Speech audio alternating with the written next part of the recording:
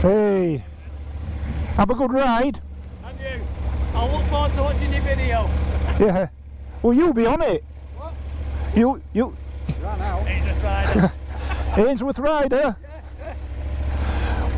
But no sign of Silver Fox Travels.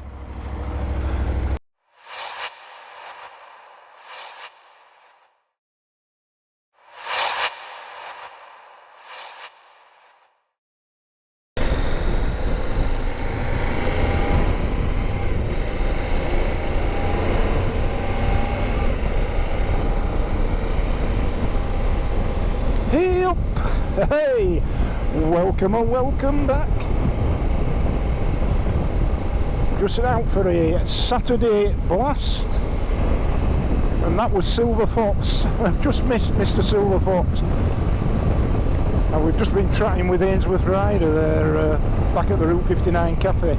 So yeah, just out for a Saturday night blast with Andy behind me. I think we're going to Helmsley. And yeah, just missed Nick. Sorry we just missed you, Nick, Mr. Silver Fox. Hope all is well, enjoy your ride out, ride safe.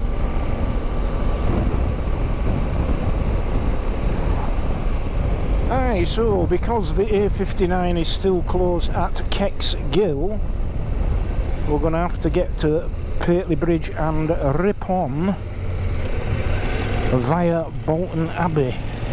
And with it being a bank holiday weekend, I imagine that Bolton Abbey is going to be one of those places, hopefully later on today, which is absolutely ram-jam full of tourists, or as they're known in these parts, bloody trippers.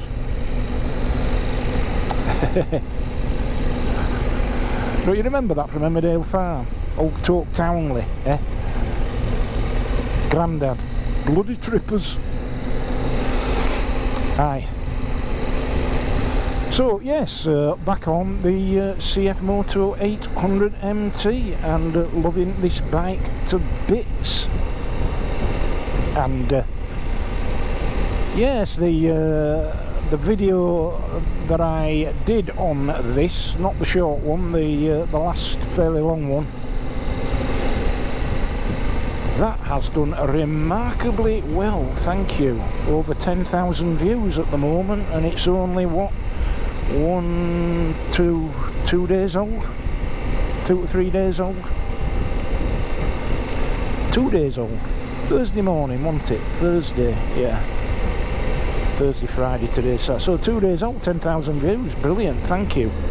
But I go into that more on a, hopefully there should be a little video going up on Tuesday morning, heads up, or I might put it up Monday morning with it being a bank holiday, where I'll go into a fair bit more detail about the controversy that that video seems to have sparked. But I'll leave that for that video.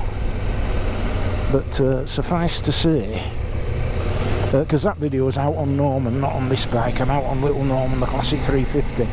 But suffice to say, so far so good this bike, 281 miles, and loving it to bits. And one of the major critiques from people that either have or have ridden this bike is the fueling,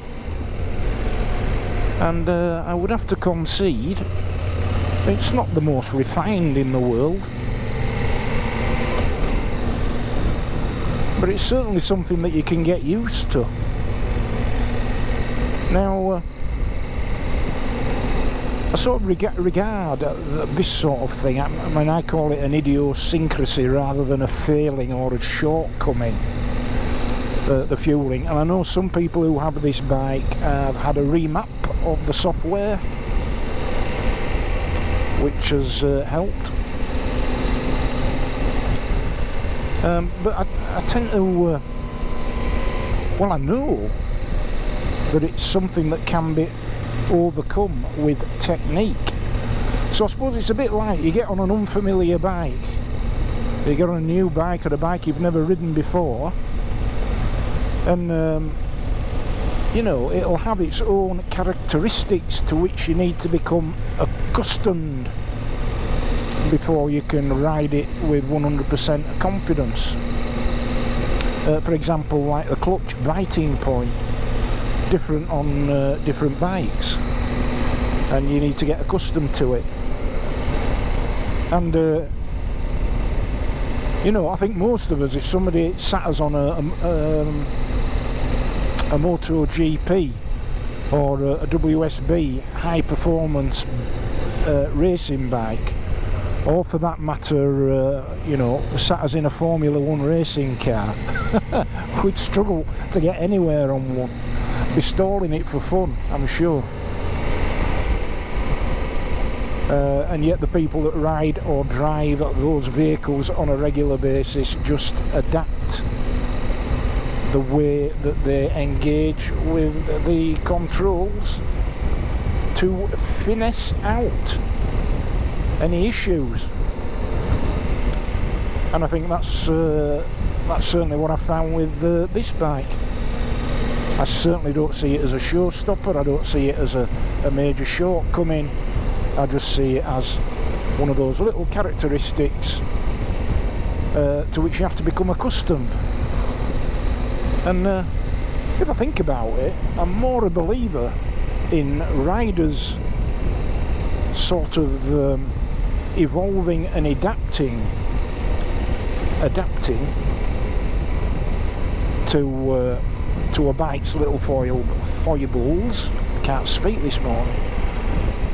Yeah, I think I'm more in favour of a rider adapting to a bike's little idiosyncrasies and foibles, rather than sort of seeking to adapt, tweak, or whatever the bike to make it fit. I think that's quite healthy.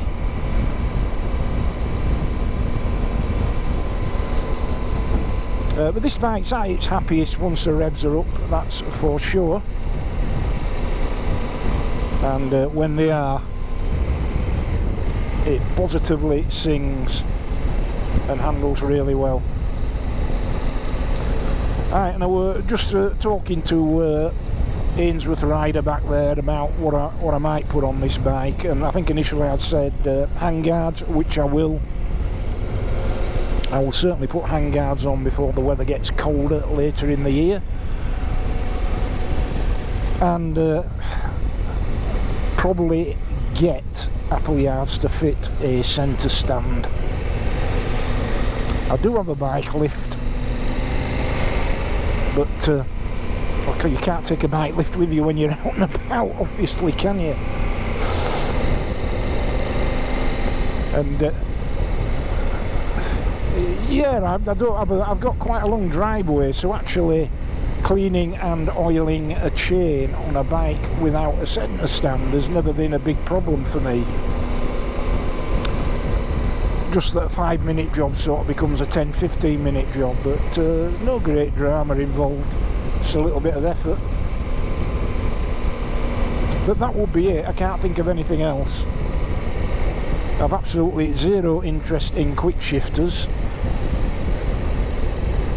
Quick shifters, I think, are probably great for feisty, sporty, pushing the envelope riders. Absolutely fine, get that completely. But they are certainly not a device which is critical to my riding style, not at all.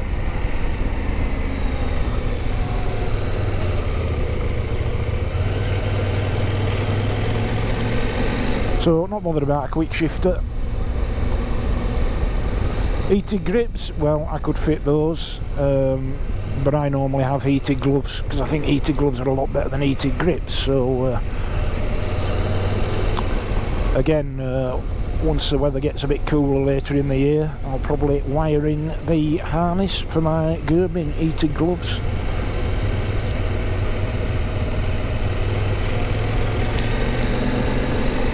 I think that'll be it really. I can't think of anything else that this bike wants for. It doesn't really want for any of those. It'd just be sort of shall we say, a little bit more comforting. Aye, a little bit more comforting to have them. Going to be a bit dark here, folks. Apologies, I've got an ND filter on. Oh my lord. Hey, I'll bet you anything that cyclists were doing over 40 mile an hour. Don't get me started, but when they're whipping down roads like that, clearly having got the line wrong completely at those sort of speeds, they need to be legislated for having insurance and excise duty, vehicle tax. Sorry and all that, cyclists, those of you that don't agree, but to my mind the justification for those requirements being made statutory ones is the degree of impact that you have upon other road users. That's what it's all about.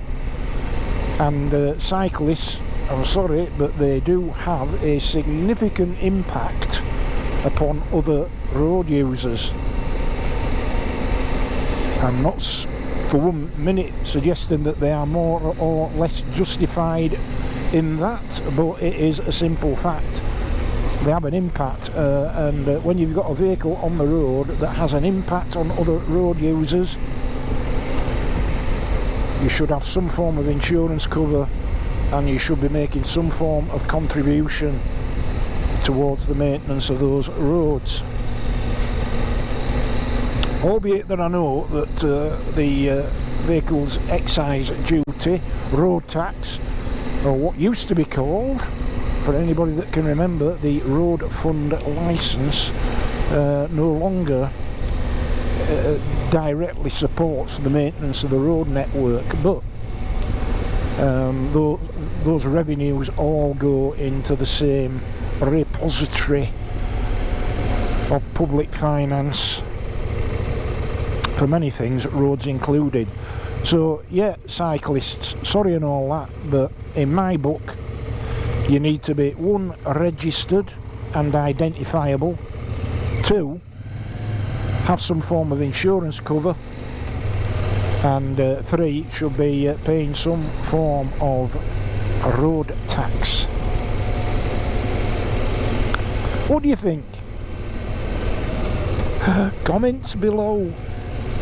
And yes, I know that their environmental impact is nothing like motorised vehicles, but then I wouldn't expect them to pay the same amount of money as motorised vehicles, but they should be following the same principle. Yeah, and like I say, that cyclist coming down there that nearly had a head-on with me, completely on the wrong side of the road. If I had collided with, say, another cyclist or a pedestrian, there would certainly have been some significant injuries at that speed, both to himself and more significantly to, you know, to any pedestrian or other cyclist that I might collide with. Yeah. Where's the compensation coming from for that?